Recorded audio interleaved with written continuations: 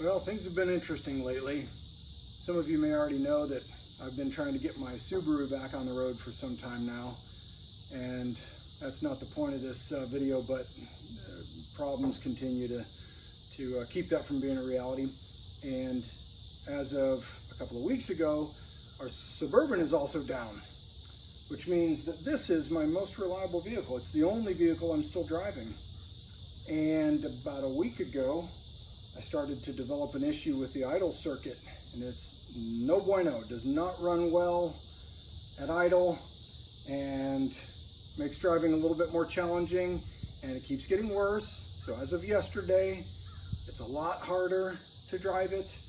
And then as I was driving home in the dark with my headlights on, my generator light started acting up a little bit more, and then started acting up to the point where it was on solid. So, couple different reasons that could be, and if you have been actually watching some of my other videos, hi kitty cat, you'll know that I had some degree of success with simply crimping down harder on the female terminal that connects to the generator. I don't like that solution as much. On a square back that I had many years ago, it was wired a little differently with a ring terminal. And I think I'm going to go to that and just rule that out. I like the solution better anyway. I've always kind of meant to do it at some point. So that's what I'm going to do now. So no shade being thrown here at all, because I don't even know how or when it happened. But prior to me owning it, might have been the previous owner, might have been before him, something happened with this yellowing plastic covered terminal here. And you can see all this black, I think maybe it didn't hold a great connection at some point or something. If you look here, you can kind of see the whole way that you have this male terminal to be able to connect to it's just a piece that's been bolted down. And so I just remove that and replace it with the ring terminal. It's a pretty straightforward operation. I've told you guys this before, and I'm just going to remind you that, I'm just going to tell how it is. If I do something stupid, or if I overlook something, I'm going to tell you, hey, look at this. Remember a while ago? Again, if you've been watching my videos, which just trips me out to begin with, but you'll know that I put this thing in to kind of, work through a situation, and I said, I'll come back and fix that later. And I haven't fixed it later yet. Look at that. Okay, so for anyone who's not a Volkswagen person, what is this? Okay, well, this is the feed of 12 volts hot from my coil to not only my choke, but also to my fuel shutoff. What the heck, man? How is this even working at all? So I am still going to go ahead and do my generator wiring, because that's not going to make my generator problem. And I know that these are low quality terminals, but I'm also using frickin' original wiring, or, some semblance of original wiring. So I'll do it better later when I actually replace all the wiring. For now, I'm going to deal with these low quality terminals. But yeah, I'm just going to get this stuff fixed up real quick here and see how much different the car drives. So partially due to being a cheap bastard, and partially just because I don't have any others around, I've decided to reuse this terminal here. And I'm not going to go nuts with it, because I think I'm going to go ahead and try to change my spots pretty soon, and actually buy the right kind of wire, something that's actually meant to, have some flexibility to it to put into here, and fix this soon. But I just need this to get me by. Have you ever heard me say that before? All right, yes, of course you have. All right, well, we'll just, by the way, another thing I've said before, I love this thing. My buddy Aaron turned me onto this, and it is so fantastic. It's just the best. I mean, how ridiculous is this? I'm just gonna kind of crimp this over. It's just stupid, but whatever.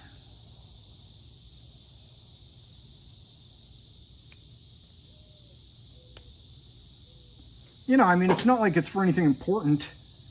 It's just for the frickin' choke and the fuel shutoff valve. Why do you need to activate the fuel shutoff valve at any point in time?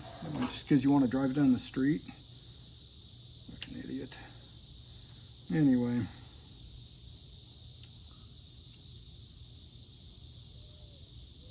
Sometimes, I remembered hearing a story many years ago about like some bigwigs, you know, kind of giving a hard time to some engineers about hard drive failure rates. You know, of course, this would have been way back in the day, you know, when like hard drives were failing quite a bit. And like, we just don't understand why the failure rate's so high. And one of the engineers was, and I'm paraphrasing big time, but basically he just kind of said, you know, when you consider like, you know, the tolerances and the speed, and it's like, you shouldn't be wondering why they fail. You should be wondering how they work at all. And I kind of feel like that maybe applies to me a little bit. How does my stuff even work at all? But it does. And I just kind of keep on duct taping it back together. And so maybe I will start to try to maybe succeed in changing my spots a bit and spend money where it needs to be spent. That'd be weird. So, all right, big moment here. Let's just chop this dude right off. I know these are kind of overkill for a lot of the wires in here, but they're just so wonderful. I just love them so much. Let's see here. Really nothing like a great pair of Klein side cutters. Just good for everything, basically. Yeah.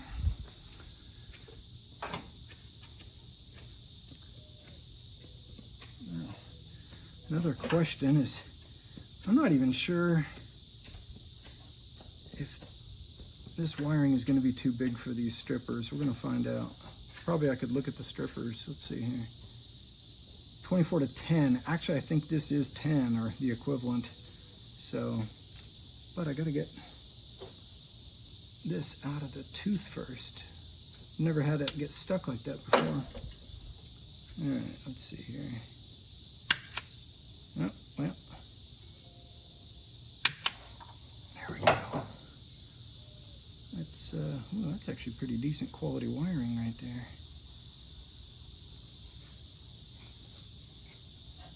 It's not especially hot out, but it's super humid. And you may have also heard me mention before that I am capable of producing sweat easily and in great quantities. So I am sweating. Big surprise.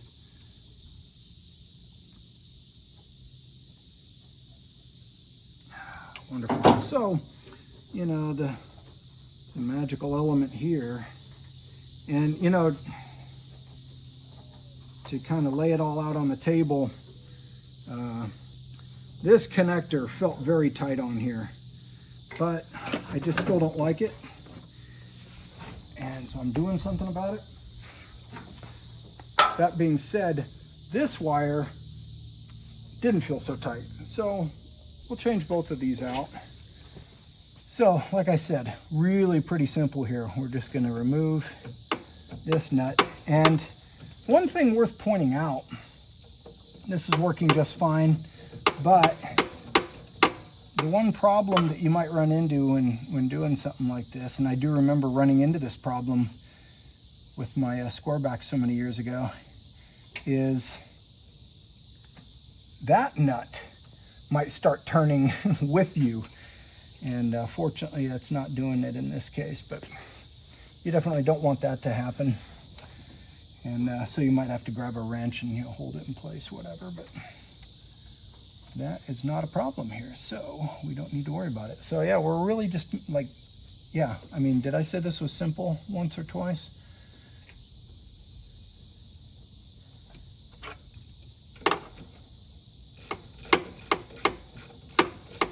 Again, another little thing, I'm sure most people know this that do this, but you know, when you don't really have that much resistance and you can't really get your ratchet effect to happen, if you just you know, hold the outside of your socket, then you can, right?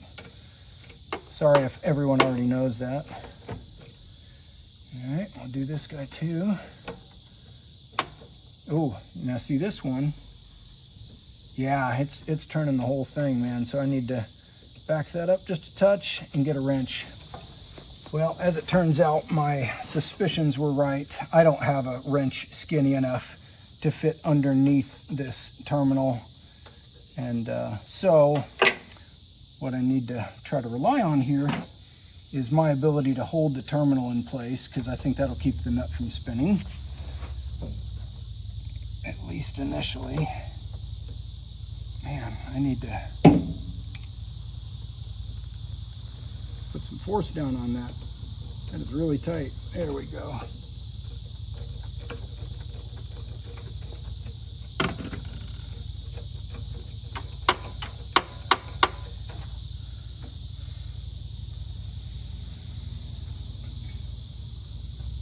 Now, of course, you know, if you're going to be pulling your wires off, it's not going to be as convenient to do it this way.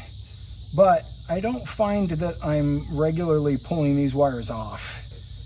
You know, if anything, I'm just trying to make sure that they're actually making a good connection still. And with this configuration, I won't have to do that anymore. They just will be making a good connection.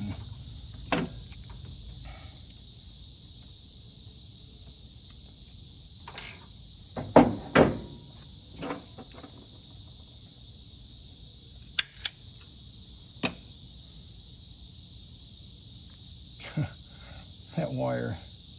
Ooh. Okay.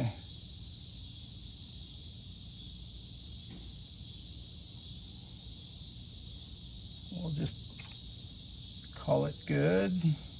Kind of pretend.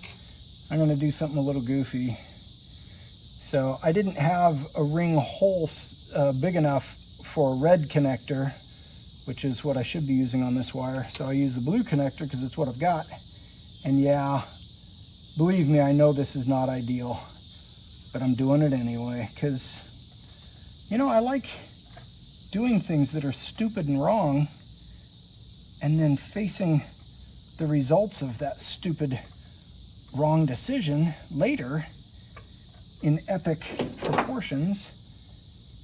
So that's what we're going to do today. Set myself up for some potential future failure. All right, I am giving a little tug on that just to make sure it doesn't pull off easily. If you get a good enough crimp, which these are great crimpers, sometimes you don't have the pitfall that goes along with that stupid decision. So we'll just throw that on there. I'm sure you can imagine the rest.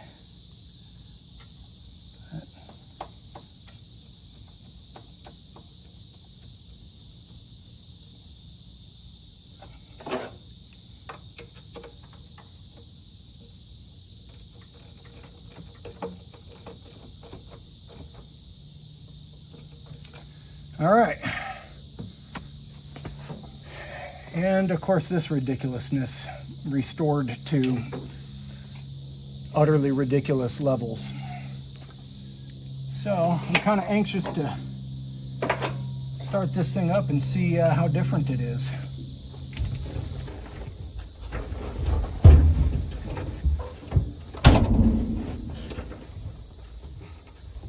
All right, moment of truth.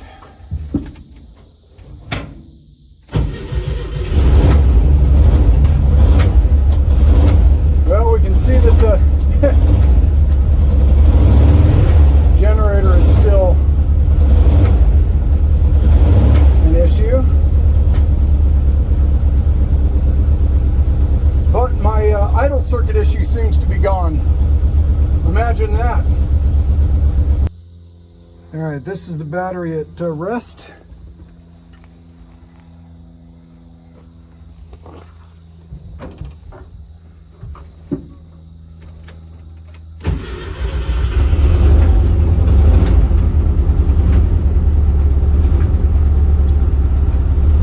I'd say we're getting really no charging. for this next test, we're disconnecting the D positive, and we're going to connect the DF to the frame of the generator.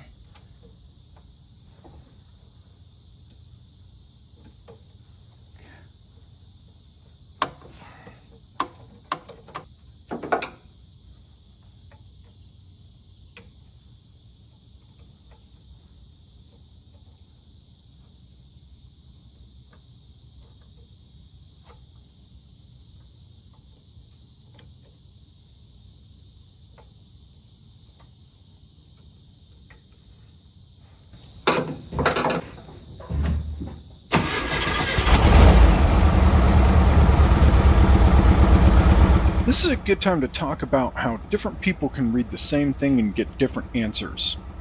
For me, I would say the guide I read was not written extremely well. The mistake I made was to actually move the DF wire to the ground of the body of the generator rather than adding a connection between them. The guide I read was worded this way, but I found some other online material that clarified the operation.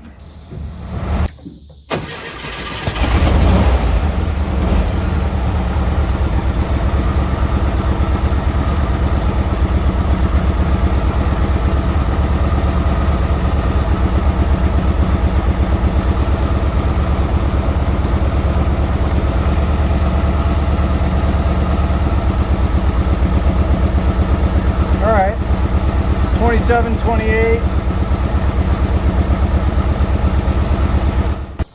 Conventional wisdom says you'll produce well over 30 volts if you rev it up, but also suggests that you want to shut it down quick so you don't cook your generator. Seeing as how my battery was getting no charge, I felt like 28 at my idle was a good enough confirmation. So, I set out to replace what I decided was a faulty voltage regulator. Interestingly, while you can still purchase an old-school points-based regulator, Bosch also makes a solid-state device suitable for my application. More interestingly, you can pay wildly different prices for it. Once I had the part number, I went looking around and paid less than half the highest price I found on it. Mr. Responsible here, disconnecting the ground battery cable. Got my new voltage regulator, which is a solid state replacement for the original style. Everything looks like it's gonna match up right, so I'm just gonna swap this thing out. We'll see what we get. Pretty simple deal here, so I didn't figure I'd video the whole thing. I'm just swapping over one wire at a time, making sure they're right. And I got a couple of Phillips head screws I'll pull out and move over. I did want to make mention, I noticed this rust here and kind of reminded I'm going to want to come back and look at that, because certainly, you know, there's going to be rust on whichever one of these terminals. I think it's this one. And so I might try to get in there later and clean that up a bit. But I just want to make sure this thing works first. All right, so we've got the new voltage regulator in. Solid state voltage regulator. Should be cool unless an EMP hits. I think that's going to solve the problem. We're going to get in, go for a test drive, and I kind of got dual purpose. I need to grab a few things from the store, so we'll do that and see if this works for us. All right, let's see what happens.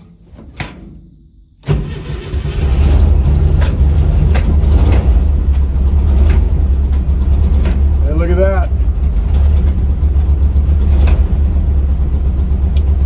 No red light. Remember, generator is the red light, oil is green. That's what I wanted to see right there.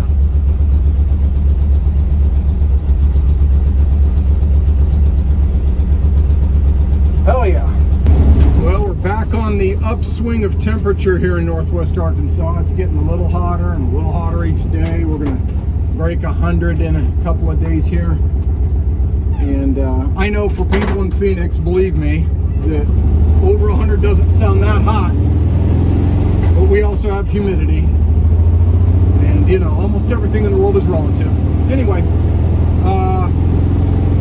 I've got 1 week until you Eureka Springs VW show, and while I'm very happy that my charging is working and my carburetors are not any worse than they were, I did notice that my synchronization is not great, and the linkage, I mean, like, it's just not gonna be great. But man, every time I go back to it and I fix it,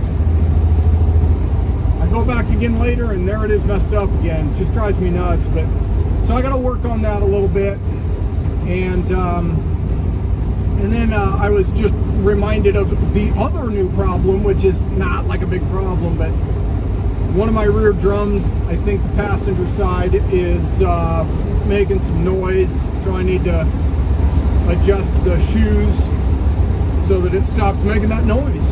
And I mean, those things aren't really working anyway, so you know, if I just adjust that out a little bit, it's not like it's going to make any difference in the way this car handles.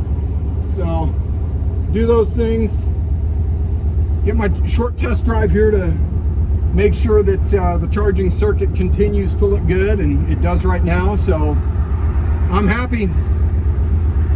Kind of a funny thing here, turns out that these solid state voltage regulators look the same from the top as your old style points based. And so it wasn't even until I got the new voltage regulator in and the car was tested and everything, I'm cleaning up after the fact, and I look at the old one. Hey, look at that, it's solid state. It's the exact same device that I just replaced it with. So it does kind of make me wonder, how long did this thing last? Hopefully I'm not going to be replacing the other one in a couple of years or something, but I guess we'll find out. Anyway, thanks for joining me on this little adventure. Share, like, subscribe.